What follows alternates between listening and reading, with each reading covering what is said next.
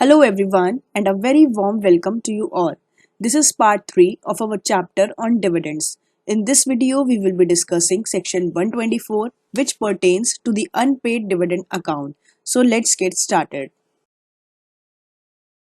Let's start with section 124 subsection 1.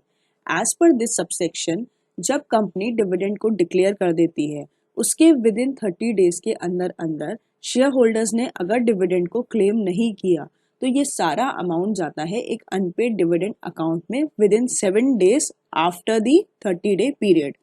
Section 123 sub section 4 जो last video में हमने discuss किया उसमें था कि जब भी कंपनी डिविडेंड को डिक्लेयर करेगी, सपोज कंपनी ने आज डिविडेंड को डिक्लेयर किया तो आज से विद इन 5 डेज के अंदर अंदर कंपनी को ये सारा डिविडेंड का अमाउंट एक सेपरेट बैंक अकाउंट में ट्रांसफर करना होता है. अब सेपरेट बैंक अकाउंट में ये अमाउंट ट्रांसफर हो गया, लेकिन जब से डिविडेंड डिक्लेयर किया है यानी कि आज से विद इन 30 डेज के अंदर अंदर आपको डिविडेंड पे करना होता है.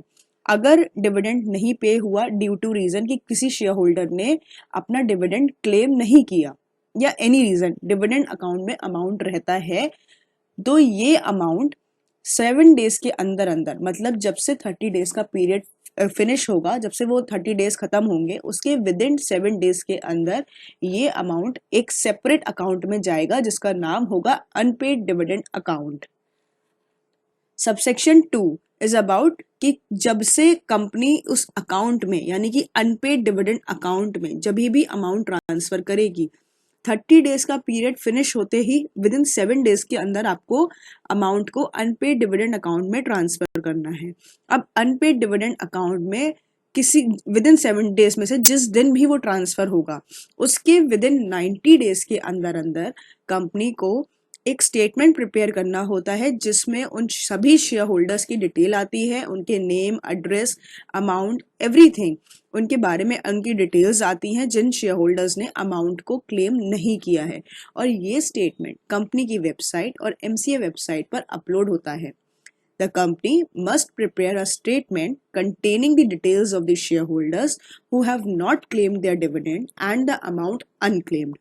This statement is to be uploaded on the company's website and the Ministry of Corporate Affairs website within 90 days of making any transfer of the amount. Subsection 3 is about the default of transferring the money to the unpaid dividend account. So if the company fails to transfer the full amount or any part of the amount which is unpaid in the unpaid dividend account, कोई भी company अगर कोई भी जो amount है dividend pay वो unpaid रह गया या तो पूरा अमाउंट या part of the amount which is unpaid, अगर उसको ट्रांसफर नहीं किया है into the unpaid dividend account में, तो उस जो ट्रांसफर नहीं हुआ है अमाउंट, उस अमाउंट पे 12% पर एनम के अकॉर्डिंग इंटरेस्ट देना होगा and this interest will benefit the share holders in proportion to their unpaid dividend amount. तो अगर अमाउंट ट्रांसफर नहीं किया है तो जितना अमाउंट ट्रांसफर नहीं किया है उस अमाउंट पे 12% पर एनम के अकॉर्डिंग कंपनी को इंटरेस्ट पे करना होगा. Next is subsection 4. As per this subsection, अगर कोई शेयर होल्डर अपना अनपेड डिविडेंड क्लेम करता है, जो अमाउंट अनपेड डिविडेंड अकाउंट में चला गया है वहां से अगर वो क्लेम करता है, देन कंपनी को उसका क्लेम वेरीफाई करके उसका डिविडेंड पे करना होगा. If any rightful share holder claims the unpaid dividend from the company after it has been transferred to the unpaid dividend account, the company must verify the claim and pay the dividend to the shareholder.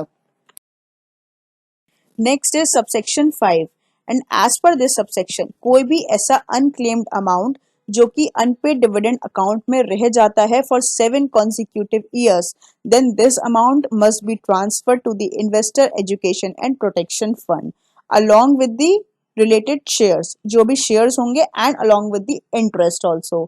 और इसी के साथ company को एक statement भी देना होता है इन दी प्रिस्क्राइब्ड फॉर्म. इस फॉर्म का नाम है IEPF 1. इस फॉर्म में कंपनी को एक स्टेटमेंट भी देना होगा जिसमें डिटेल्स होंगी उस ट्रांसफर की, और जो भी अथॉरिटी होगी जो एडमिनिस्टर करेगी उस फंड को, उसको ये स्टेटमेंट देना होगा और फिर वो अथॉरिटी कंपनी को एक रिसीट इशू करेगी और ये जो रिसीट होगी ये होगी उस ट्रांसफर का evidence. Next is subsection 6। As per this subsection वो सभी शेयर्स जिनको 7 इयर्स तक लगातार जिन पे डिविडेंड को क्लेम नहीं किया गया है वो शेयर्स भी डिविडेंड के साथ आईईपीएफ अकाउंट में ट्रांसफर कर दिए जाते हैं एंड शेयर होल्डर्स को उन शेयर्स पे डिविडेंड अगर वापस क्लेम करना है कभी भी इन फ्यूचर में तो वो कर सकते हैं। उसके लिए एक प्रिस्क्राइब्ड प्रोसीजर है, उसके according they can claim. So all the shares for which dividend have not been claimed for 7 consecutive years will also be transferred to the IEPF along with the dividend.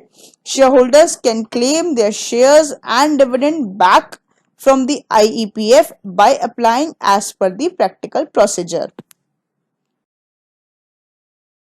It is to clarify that कि अगर किसी भी share पे उन 7 consecutive years में dividend को claim किया जाता है, किसी भी एक ईयर में भी क्लेम किया गया है अगर, तो उस डिविडेंड के अमाउंट को उस अलॉन्ग विद द शेयर्स जिन पे डिविडेंड को क्लेम किया गया है वो ट्रांसफर नहीं किए जाएंगे in IEPF fund, investor education and protection fund. Next है सबसेक्शन 7। अगर कंपनी ने सेक्शन 124 को कंप्लाई नहीं किया तब उस पर पेनाल्टी लगेगी 1 लाख रुपीज की, और अगर कंटिन्यूइंग डिफॉल्ट हुआ तो 500 रुपीज फॉर ईच डे, लेकिन जो मैक्सिमम पेनाल्टी है वो हो सकती है 10 लाख रुपीज की। And every officer of the company who is in default उसको भी पेनाल्टी लगेगी ऑफ ₹25,000, और अगर वो डिफॉल्ट कंटिन्यूइंग रहा तो 100 रुपीज की for each day after the first during which such failure continues, लेकिन इसमें भी मैक्सिमम अमाउंट 2 लाख तक की ही पेनाल्टी लग सकती है। Thank you so much. In the next video, we will continue with the next part of this chapter on dividend, which is part 4. Stay connected, keep learning.